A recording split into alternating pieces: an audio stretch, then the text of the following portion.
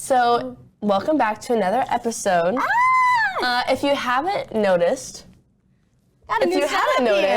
we have moved to a much more, this is a lot more spacious than our tiny, I loved our tiny little table. I loved it too. It was a moment. We needed more space. We needed quite a bit more We needed an area to work. Yes. And now we have this cute little logo in the front. I really love. I love our I logo. love that I love our we're able intro. to express No, that. it's very cool. And I like the fact that it shows who's sitting where. It's like my favorite thing. You know, in case you ever got confused because we just look so alike. Totally. As a who's who. But yeah, so we have a new setup, which is, this will be like the setup until we decide we want to move again, I guess. I guess so. I mean. But I'm liking this. I don't really have I can tell your fortune. I think it's cute, but with a new setup comes a new case. Yes. And this case is one of the more famous ones, like for Lizzie Borden and stuff like that. It is the Black Dahlia murder case. It went very popular due to the fact that just everything this about girl it. was found dead in a ditch, and she was nicknamed the Black Dahlia because she was wearing black lace clothing. You know, the movie And that came out at the time. a movie called Blue Dahlia had just came out at the time. Pretty famous. So. It is pretty famous. Let's dive into the cold truth.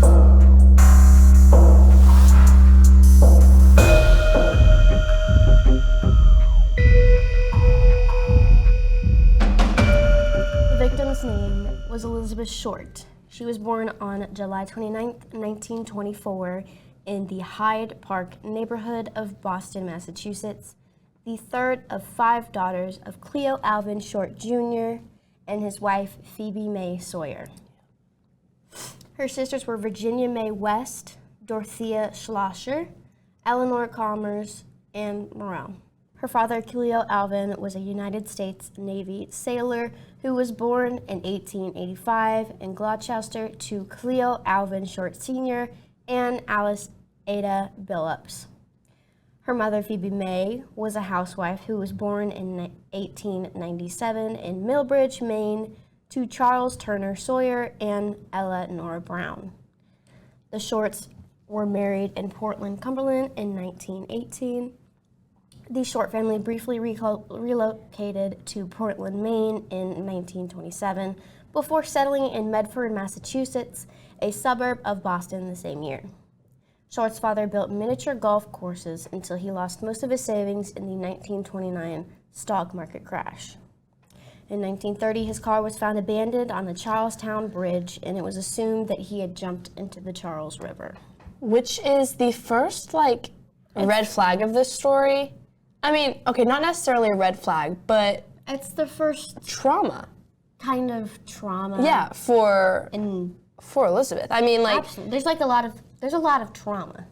Right, so I mean, she already didn't have, a normal life growing up because her father. Mm-hmm. And I mean, it's not like she said, it was assumed he jumped into the river, so it's not like she knew really, for certain. They never truly found what had happened to him. Right. All they know is that his car was abandoned on a bridge, and it was assumed that he had jumped, but so we aren't it's already for the sure. first thing kind of going wrong in her life, I would say. Something interesting. Believing her husband to be deceased, Short's mother began working as a bookkeeper to support the family. Troubled by bronchitis and severe asthma attacks, Short underwent lung surgery at age 15, after which doctors suggested she periodically relocate to a milder climate to prevent further respiratory problems. Her mother sent her to spend winters with family friends in Miami, Florida for the next 3 years. Short ended up dropping out of Medford High School during her sophomore year. On January 9th, 1947, Short returned to her home in Los Angeles after a brief trip to San Diego with Robert Red Manley, a 25-year-old married salesman she had been dating at the time.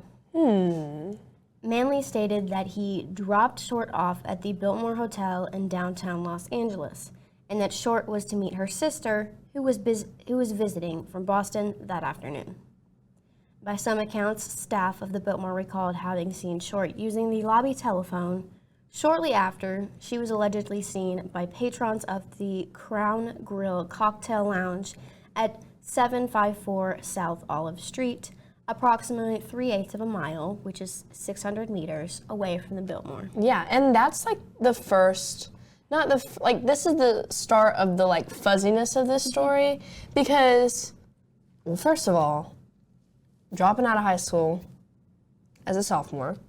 It wasn't uncommon back then. It wasn't uncommon, but then to date a 25-year-old married man already kind of puts her in a not ideal situation. No. And then like just dropping her off at this hotel, like, it's odd. It's definitely odd, but I mean, she was seen using the lobby telephone, and like, she could have been calling her sister to meet her at the lounge. Right, there's a lot of unknowns. Like, we don't know who she called. And then here's where we dive into the start of where she was found. On the morning of January 15th, 1947, Short's naked body, severed into 2 pieces, was found in a vacant lot on the west side of South Norton Avenue, midway between Coliseum Street and West 39th Street in the neighborhood of Lamont Park. And the people who had found them was a mother and her child, in which she was pushing in a stroller down the sidewalk. I can't even imagine. I can't even imagine at all. No. I mean, especially considering what you're about to talk about, the state that her body was found. At the time, Lamont Park was largely undeveloped. Short's severely mutilated body was completely severed at the waist and drained of blood, leaving her skin a paled white. Medical examiners determined that she had been dead for around 10 hours prior to the discovery, leaving her time of death either sometime during the evening of January 14th or the early morning hours of January 15th. The body had apparently been washed by the killer. Short's face had been slashed from the corners of her mouth to her ears, creating an effect known as the glass glow smile. She had several cuts on her upper thigh and upper chest, where entire portions of flesh had been sliced away. The lower half of the body was positioned a foot away from the upper. The corpse had been posed with her hands above her head, her elbows bent at right angles, and her legs spread apart. That is disgusting.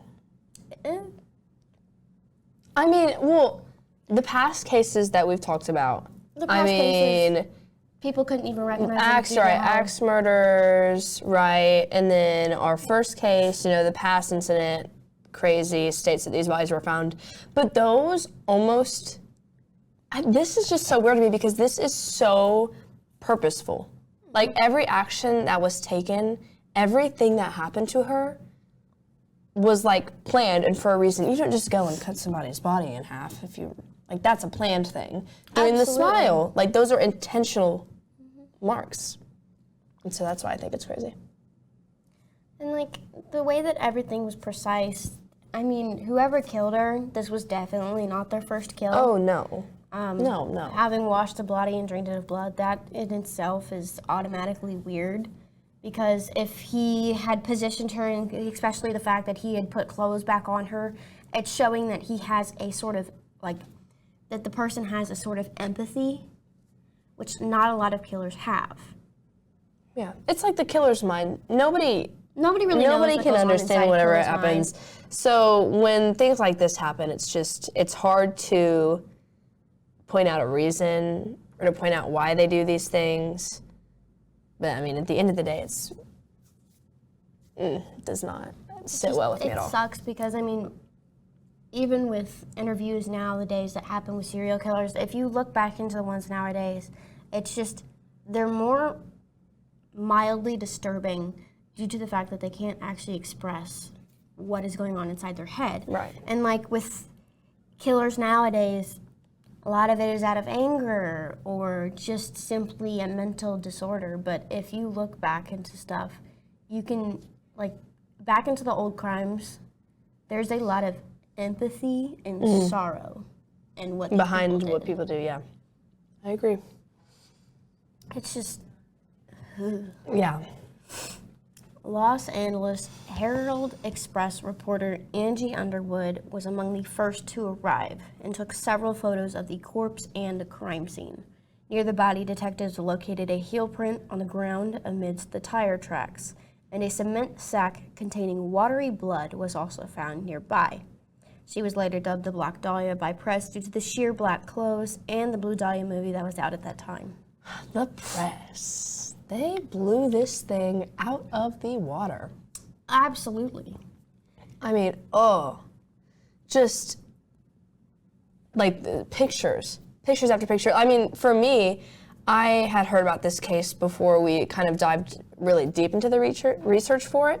And it was always those things where it's like scary things not to look up on the internet. And it was always like, oh, Black Dahlia, don't look up the picture. I mean, the press just loves to latch onto stories like these and put them everywhere, and which is why, of course, it's so famous now, because we'll kind of talk about later, like, the amount of books, like, movies, everything that, like, came out from this. I mean, it started right from here. The first person to find, taking a picture, yeah. I mean, it's just... One thing about this case is that the way that the killer had positioned her is extremely specific. Deliberate, yeah, on purpose. Elizabeth was a newly started actor. She was wanting to become someone who was famous in the acting world, and that's all she wanted to do. And with how the killer had positioned her, he had positioned her like she had fainted, like a damsel in distress. Yeah, like literally an acting pose. Pose. He posed her. And what sucks is that some of the photos that, we're not going to show the photos for obvious reasons because you can still see the amount of gore and stuff that were in them. But one of the photos I remember seeing is her looking like she had just dramatically fainted with a blanket covering her. You couldn't even tell that she had been cut into two pieces. It looked like a lady who fainted on the side of the road and was simply covered by a blanket. Like... Yeah. And the specific angles at which her bodies and her limbs were positioned in, that's not something that you would averagely lay in. We're going to move on to the suspects. There's quite a few, not as many as other cases we've had in the past, but I could not find literally anything on a lot of these, or Right. a couple of them. I could not find a single thing. Not a lot of people were on the internet back then. Right, So, obviously. I literally couldn't find anything. The mystery of Short's murder lived on in popular culture thanks to James Ellroy's novel, The Black Dahlia, later made into a movie. Ellroy had been only 10 years old when his own mother was murdered outside of Los Angeles in 1958. 11 years after Short's murder, that case, for obvious reasons, is still unsolved. Over the years, numerous theories have arisen regarding who killed the Black Dahlia, along with dozens of presumably false confessions. In 1991, a woman named Janice Knowlton came forward claiming her late father, George Knowlton, had killed Short and two other women. A subsequent excavation of his property found no remains or weapons, only a knife, some farm tools, and jewelry. More outlandishly, a childhood friend of Short's wrote a book in 2000 pinning the crime on the well-celebrated actor-director Orson Welles. In recent years, Steve Hodel, a retired LAPD detective, grew suspicious after finding pictures of a woman he believed to be Short among the possessions of his late father, Dr. George Hill Hodel, who died in 1999. He came to believe that his father used his medical expertise to kill and mutilate Short and other victims before fleeing to Asia in 1950. In the 40s, the Hodel family had been living in a house designed by Lloyd Wright, son of famed architect Frank Lloyd Wright. Designed in the distinctive Mayan block style, the building known as Sodden House is now considered a Hollywood landmark. The younger Hodell's search of the property in 2012 turned up soil samples that later tested positive for decomposed human remains. Which it's already weird. Is crazy. That's insane because how do you even, okay, so obviously it wouldn't be the Black Dahlia because the Black Dahlia, they found her body and everything. So what? That's just such an odd thing to find in soil, and it's just a crazy other thing that's added on to the strangeness of these different suspects, and like Frank Lloyd Wright and like Hodell's, yeah. It's just already weird in itself. Yeah, that's odd, but like doesn't really help us because I don't think it pertains to the Black Dahlia. Mm-mm. A cement sack presumably used to transport the body exactly matched the type bought for use in contracting work at the house. And a handwriting expert deemed the lettering on a taunting note to the press a close, but ultimately unconclusive, match to the elder Hodell's handwriting. The Sun summarized all his findings in a 2003 best-selling book entitled The Black Dahlia Avenger, The True Story. A 2017 book by the English true crime author Pui Eatman entitled Black Dahlia, Red Rose, The Crime, the Corruption, and Cover-Up of America's Greatest Unsolved Murder, pins the crime on a mortician's assistant turned bellboy named Leslie Dillon.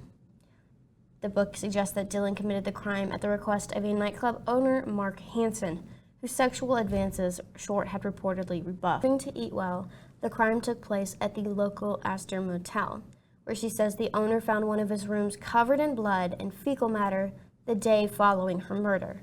But having had domestic abuse trouble himself with the police, chose to clean it up rather than report it. Which I understand why he did it. I shouldn't say I can understand, but I see where he's coming from, wanting to clean the crime scene, get rid of the crime scene, rather than getting involved in the police again because he was worried about himself. But it also just completely takes away from his claims of what he thinks happened because, well, obviously, if he left the crime scene as it was, they could have looked at the blood to see if it matched Dahlia, because remember, she was drained of blood, so maybe that's where all her blood went. But now that he cleaned it up, all of his claims, there's just nothing to back them up. So it's just a little disappointing, but it's also I see where his mind was in his actions. The LAPD investigated Hodell and Dillon among other viable suspects in the Black Dahlia case, considering them so seriously that they tapped Hodell's phone and brought Dillon in for questioning. Neither led to a murder charge. Through the years, hundreds have confessed, but police have never been prepared to decisively say who killed her. This is the same with Lizzie Borden, our last case, where all these people know that this case is famous, all these things from it, so they want to have a piece of it, and so they'll send fake claims in. They'll be like, oh, I'm the one who did it, I know who did it, I saw who did it, and obviously it just makes the police, their job so much harder because you don't want to brush away the claims in case they're actual real claims, but then it also takes time away whenever people send fake ones. It just takes time away from them being able to actually figure out who did it, which is really frustrating. But it happens with every famous case. It's gonna happen no matter what. But we have a suspect list. Some of them, again, like she said, you can't find anything on. Others, there's quite a bit on. Like she said, there's quite a few, but at the same time, we don't have enough information to decisively, check a few off the list. Right. Simply because we just can't find anything. With Frank Lloyd Wright, I could not find a single thing on this man. I couldn't even find his obituary, bro. Or his picture, nothing. Nothing. I couldn't find anything. Nothing. I was able to find a little bit on Orson Welles. Picos believe that Welles may have had a condition called dysphatic personality, a disorder often attributed to serial killers in which someone can become violently aggressive when frustrated. She also points to a magic act that Welles performed in the 1940s in which he pretended to cut women in half in mannequins Welles designed with a mutilated face like Short's for the lady from Shanghai. Though the mutilated mannequins were not used in the film, The Keys pointed out that Wells designed them 3 months before the murder. This was also all I could find. This was like all I could find. Other websites didn't have anything. I mean, yes, this like the thing with the mannequins is odd. Mm-hmm. But I mean, if he was doing it for an act, he's gonna have mannequins that couldn't have. Like, I understand the small thought that maybe he could be somebody, but I just don't. I don't either. I mean, there's so many things that would happen in this case, and so many things that you would have to know specifically on how to do, and I just don't think he'd be able to do it. No. Oh, no. Mm-mm. Our next suspect is George Knowlton, a one-time professional singer and public relations firm owner who lived in Allenheim Hills. Knowlton said she witnessed her rage-filled father beat Short to death with a claw hammer in the detached garage of the family in Westminster. Knowlton said her father had been having an affair with Short and that Short was staying in a makeshift bedroom in their garage where she had suffered a miscarriage. Knowlton said she was later forced to accompany her father when he disposed of the body. In 1991, she persuaded skeptical Westminster police detectives to search for evidence of the Black Dahlia murder, and that of another murder she believed her father had committed by excavating a vacant lot, the site of her former home. Nothing to warrant a criminal investigation was found. A victim of incest and brutality from infancy, Janice Knowlton was an old hand at repressing hideous memories by age 10. When she watched her father, George Frederick Knowlton, torture, kill, and dismember Elizabeth Short in the detached garage of their California home. It was not the first of Daddy's murders Jan had witnessed. It would not be the last. But she had been so traumatized that it took over 4 decades of fragments of her memory to resurface. Aided by a family counselor specializing in child abuse, Jan experienced a nightmare flood of childhood memories and realized that she had witnessed her father commit up to 9 savage and sadistic murders, including that of her own infant son, a child of incest. Using census records, maps, family interviews, police reports, and clippings from a dozen newspapers to document her searing memories, Janice exposed her father's 30-year rampage of rape and murder in this astonishing survivor's testament, and provides persuasive evidence that Los Angeles law enforcement authorities always knew the shocking truth. That was a lot. It is a lot. It's quite a bit. One thing I will say about Janice is that I understand that she genuinely believes that her father had did this, but with all the trauma that she had gone through as a child, there's no way of knowing for sure. And, looking at what she said, so, I mean, having Short date her father, married men, that lines up, but killed her brutally with a claw hammer doesn't match up to the, slashes and the different things that Short's actual body was found with. The miscarriage, there is nothing in the autopsy or anything of Short's body to back that claim up. And then it's also, if this man was so angry to kill her in this brutal way, why would he take the time to chop her in half, carefully take her body to this ditch, position her in such a way? I just don't think it. Well, not only that, but he would have had to wash the body, wait for all the blood to drain, and then put clothes back on her and pose her in a fragile kind of way. Right. If he was so aggressive. If he was so aggressive, he would not have been so fragile. Right. Exactly. So I don't think that this is true. I think that Janice is a very troubled girl, and she's gone through a lot, and it's where these claims are coming from. But there is a suspect that I have a lot more faith in. Yes. Our next suspect is George Hodel. Shortly after the death of his father, Steve Hodel had found himself going through his father's belongings. As he went through his father's possessions, Steve found a photo album tucked away in a box. It was small enough to fit in the palm and was bound in wood. Feeling like a voyeur, he pursued it. It was filled with the usual pictures, his mom, his dad, and his brothers, as well as some portraits that were taken by their family friend. But towards the back, something had to end up catching his eye. 2 pictures of a young woman, her eyes cast downward with curly, deep black hair.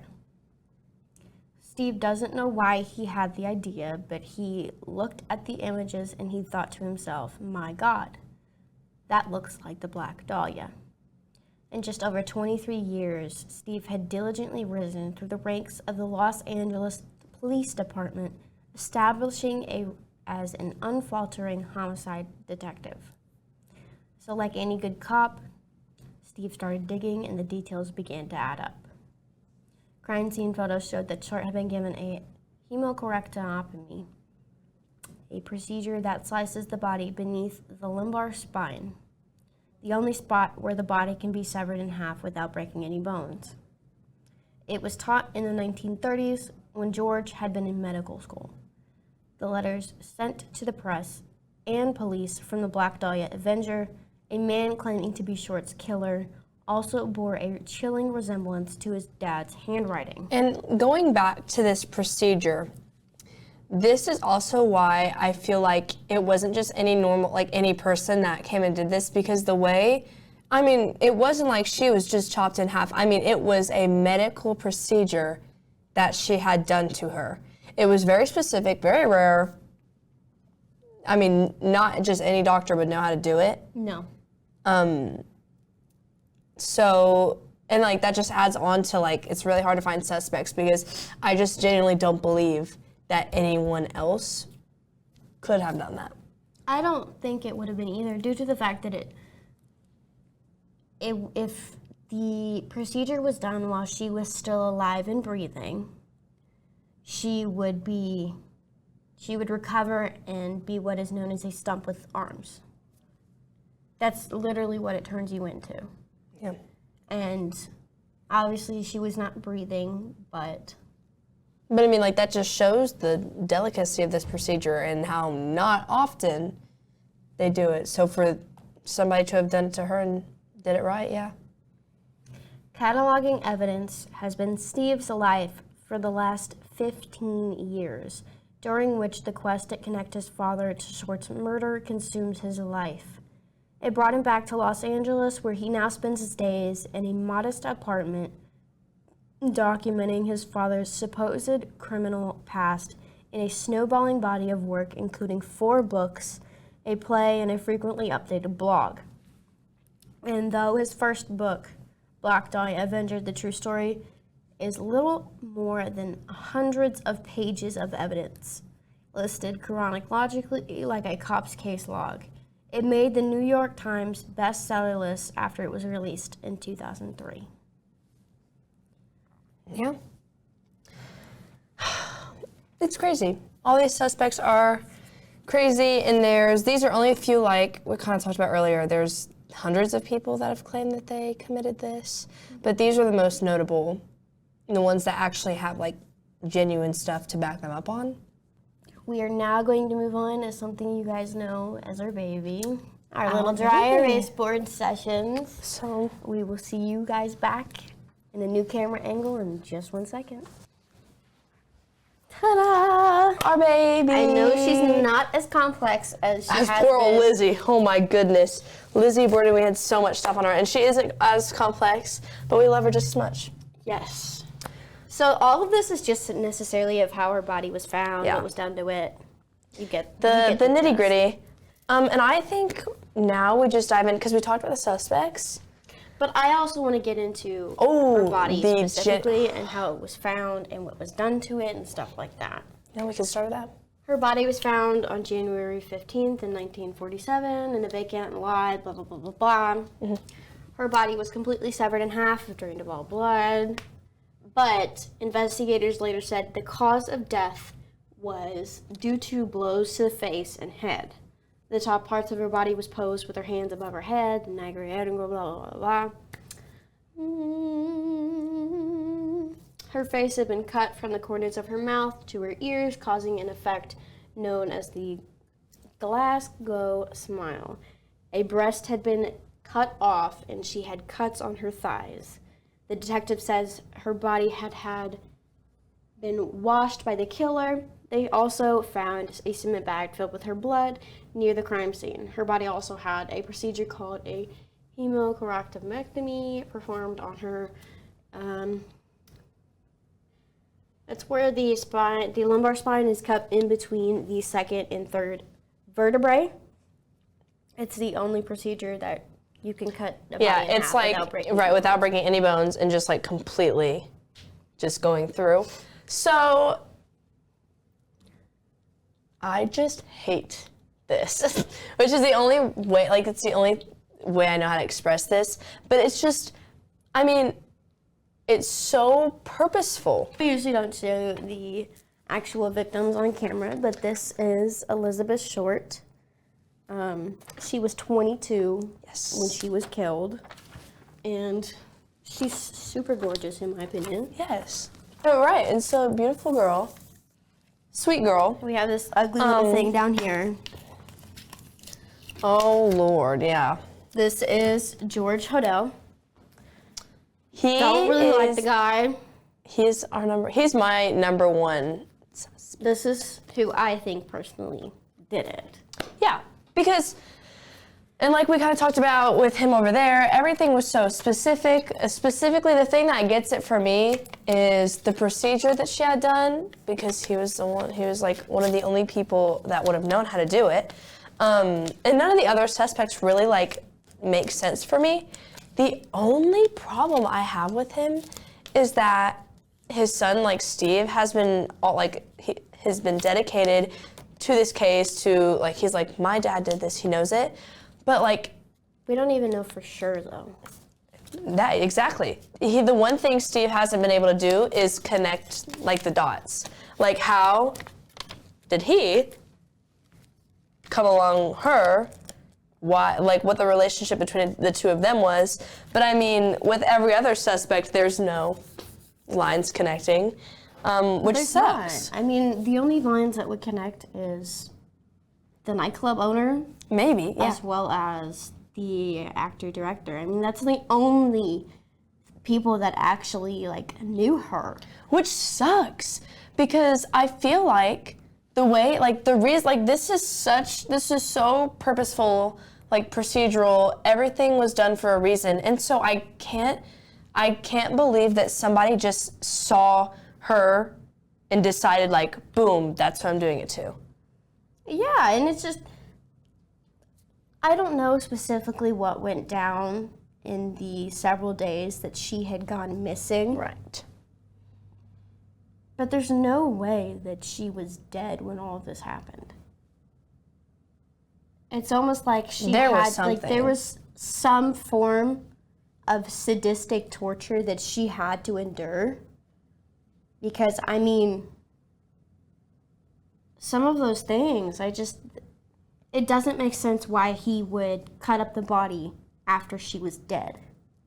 It doesn't. It also doesn't make sense on why he washed the body, maybe to get rid of his DNA, but that's about it. I mean, not only that, but he went and bought clothes, right. Black lace clothes. Again, that's why I don't think it was random, because why would you have so much care? No, this was planned. Yeah, why would you have so much care for this random person? And so I fully think, like, when she was missing, I think leading up, I mean, something must have happened. She must have had an interaction with somebody, rubbed somebody the wrong way, like, must have done something. I mean, she wanted to be an actor, or she wanted to be an actress. Maybe she just got in with the wrong crowd. I mean, Hollywood is pretty crazy. So Hollywood is pretty crazy. And it just sucks because we don't know what that thing was. And we probably never will. We probably won't. I mean, with how long ago it happened, and considering all of the evidence has probably been destroyed by now. And, I mean, this isn't something people would want to genuinely confess to or talk about. No. So we probably are never going to know.